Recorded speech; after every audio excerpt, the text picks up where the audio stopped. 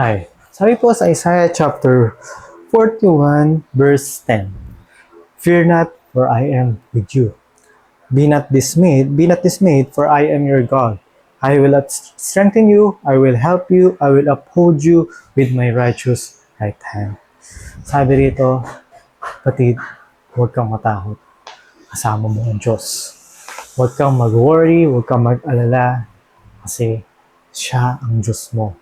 Papalakasin ka niya, sasamahan, tutulungan, at itataas ka niya sa kanyang makatwirang kamay. Alam mo, kapatid, wala kang dapat tinatakot. Oo, darating ang pagsubok, darating ang sitwasyon sa buhay natin na nakatakot. Di ba? Totoo naman, huwag tayo so-called plastikan dito. Ang daming dumadating sa buhay natin nakakatakot. Ang mga bilihin, tumataas. Bills, tumataas.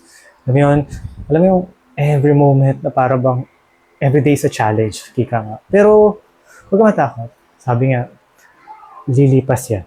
Lilipas. Ask God for wisdom, ask God for protection, ask God for help. Kaya nga sabi rito, di ba? Be not dismayed, for I am your God. That's the thing that is conditional. For I am your God. If God is not your God, matakot ka na. If God is not your Lord, sabi nga ng isang pastor, if Jesus is not the Lord of all sa buhay mo, He is not Lord at all sa buhay mo. Kaya naman, if God is your God, wala ka dapat katakot. Wala ka dapat ikaw-worry. Pero, kaya naman, papalakasin ka niya. Tutulungan ka niya. At itataas ka niya. No, yan yung pinakamasarap na pakiramdam. Na kapag tayo nadapa, kapag tayo natumba, mayroong someone na sasalo sa'yo, magtataas sa'yo. Yan ang Panginoon. Mahal ka ni Lord. Magtiwala ka sa Kanya. So, yun lang. It's a reminder for you and for me.